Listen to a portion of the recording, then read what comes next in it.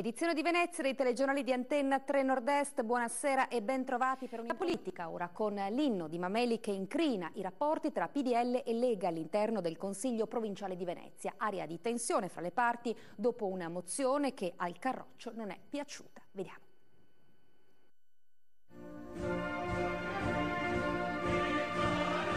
L'inno di Mameli in Consiglio provinciale scatena un ciclone di polemiche. Il PD avanza una mozione che Fratelli d'Italia venga suonato in ogni cerimonia alla presenza delle istituzioni. Mozione che piace al Popolo delle Libertà, che vota a favore. Noi siamo intransigenti sui valori nazionali e quindi il problema probabilmente della Lega. La Lega Nord non sembra d'accordo e si astiene dal voto uscendo dall'aula. Questa mattina Francesca Zaccariotto, della giunta itinerante della provincia a Portogruaro, cerca di placare i toni ma si dice stupita. Io ho avuto due cose veramente incredibili nell'arco di 2 mesi, che un tema come Miss Padania è stato più interessante che non un tema come quello di Margara del Lavoro, e oggi che un tema come l'inno diventi più importante nuovamente rispetto a problemi come quelli legati alla disoccupazione. Non ho bisogno che un consiglio provinciale tuona la Zaccariotto mi dica che deve essere suonato l'inno. Porto sempre la fascia tricolore, credo nell'unità d'Italia, ma se vado alla festa della Lega canto il va pensiero.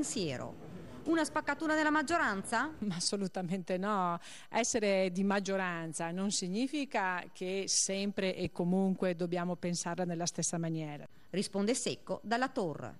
Noi abbiamo votato per l'inno di Mameli e quindi se troviamo gente che vota per l'inno di Mameli, ben vengano tutti i compagni di strada, ma non ci può chiedere che mettiamo in discussione i nostri valori per non so cosa.